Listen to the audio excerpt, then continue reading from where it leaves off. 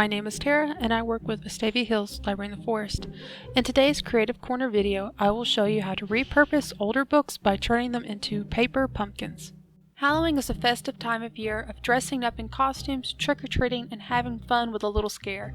Halloween is believed to have originated from an ancient Celtic festival called Samhain, which was a festival to ward off ghosts by wearing disguises or costumes and lighting bonfires to cleanse the area. This festival was later Christianized and is now celebrated across the globe in various ways, such as Halloween and Day of the Dead. Part of Halloween is decorating your home with carved pumpkins, spiderwebs, garlands, and more. For this video, I will show you how to make a decorative pumpkin reusing a book, fake leaves, and ribbon. For this project, you'll need the following supplies: a paperback book, sticks, hot glue, fake leaves, ribbon, pencil or pen, thick paper or cardstock, scissors.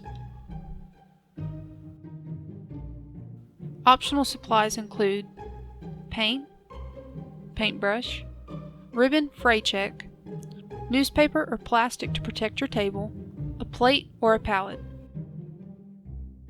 To get started with our project, we will first need to make a template of the pumpkin that we want to create. First, you'll take your paperback book and remove the front and back page, so that you are just left with the book pages. If you want the pumpkin to have a paper look when finished, it's best to use a pencil. However, if you want to paint it, you can use a pen or a pencil, as this will be covered up. Take your pen or pencil and draw out the pumpkin shape that you wish to have. The shape of your template could be any size. However, if it's smaller than the height of the book, you'll need to be careful when cutting towards the spine. When cutting through several pages, I found it was difficult to cut toward the spine. So for my template, as you can see here, mine goes to the top and bottom. If you want the pumpkin shape to be smooth and accurate to the template, it's best to cut through 1 to 2 pages at a time. However, if you don't mind a jagged look to your book, you can cut through at least 5 to 7 pages at a time.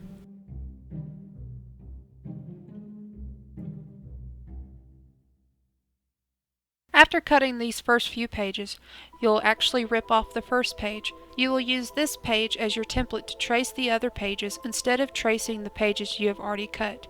If you trace the pages that you've already cut instead of your template, you will notice that your pumpkin will eventually become smaller than your original template page, distorting the overall pumpkin shape that we're going for. To help speed up the cutting process, I took this template page and traced it onto the other side of the book. That way I could cut and work from both sides.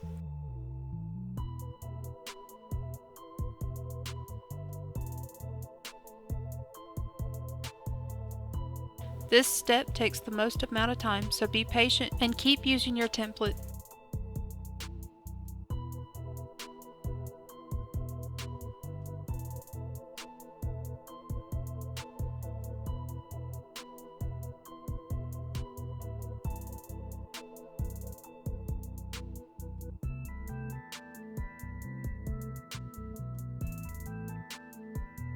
Once you are done cutting, you can then look at the top of the book to see if it's jagged or smooth, as I had mentioned before. Next, we will need to bend the spine of the book.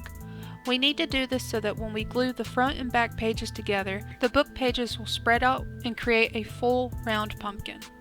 To do this, you'll take at least 10 pages at a time and open the book as wide as you possibly can. You'll keep doing this until you have bent all of the pages along the spine. Be careful as you do this, as you may rip the glue that holds the spine together.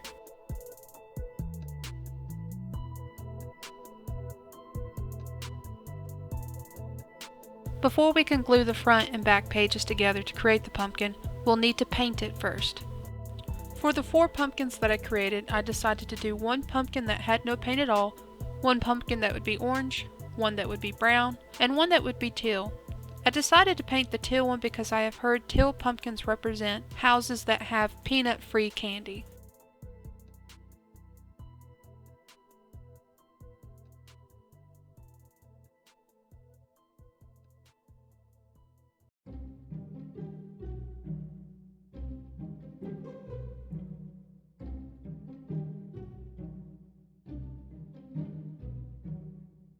After your painted paper pumpkins have completely dried, you'll need to separate the pages. To help initially separate the pages, it is best to flip the book with your thumb, like you would with a deck of cards. This will help to loosen up the pages and help you to find a point to grab when opening up each page. To achieve the best results, it's best to separate each page, or at least 2 to 3 pages at a time.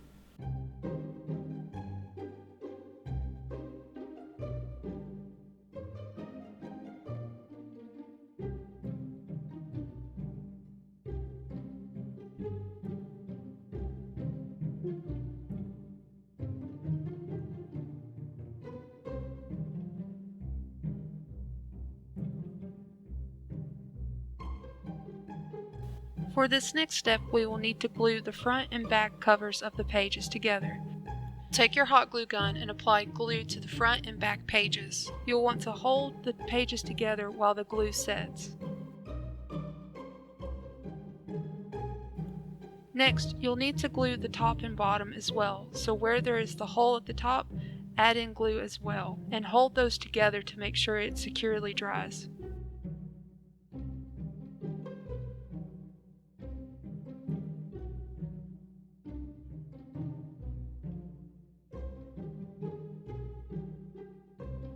Next, we'll need to secure the pages that have been spread.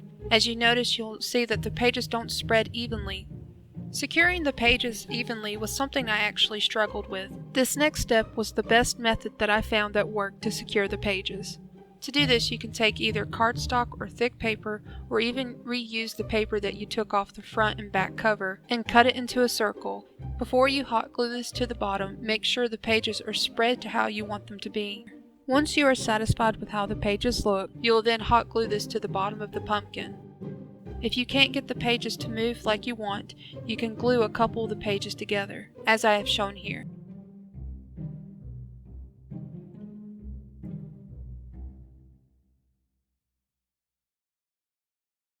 Now that that is done, all that is left is to decorate our pumpkins. The first step in decorating your pumpkin is to glue on the stick on the top. Don't worry about how much hot glue that you use. This will be covered up by the ribbon and fake leaves later on.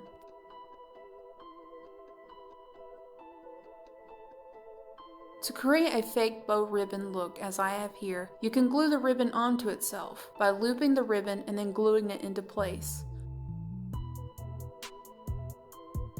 For the first pumpkin, which is the brown one, I have decided to decorate it with orange and black ribbon and to cut out some of the spiders from my spiderweb ribbon, as well as to glue on red leaves. You can also curl the ribbon that you use by pulling it in between your thumb and the scissors that you use, as I have shown here.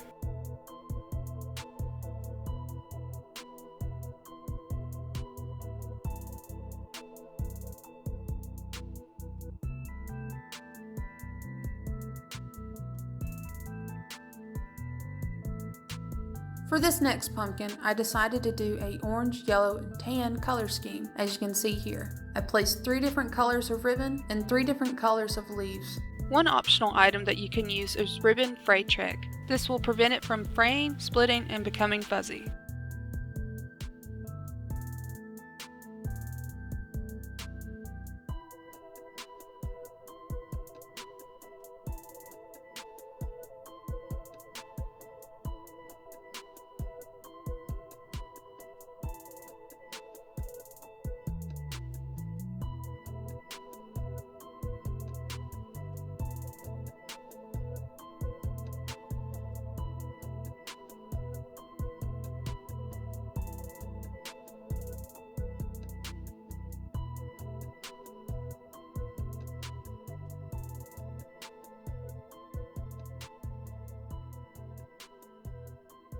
For this pumpkin, I decided to leave it plain and not paint it at all. This one I wanted to have a more natural fall Halloween look, so I only did 1 ribbon, which was orange, and a few fall colored leaves.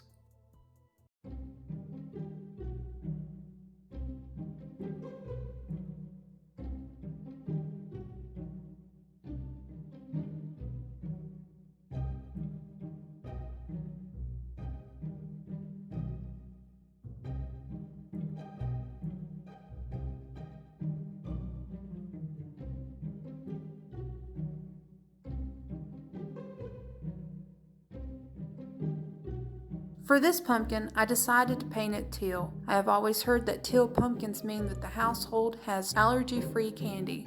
So for this pumpkin, I decided to do a primary color scheme of red, yellow, and blue.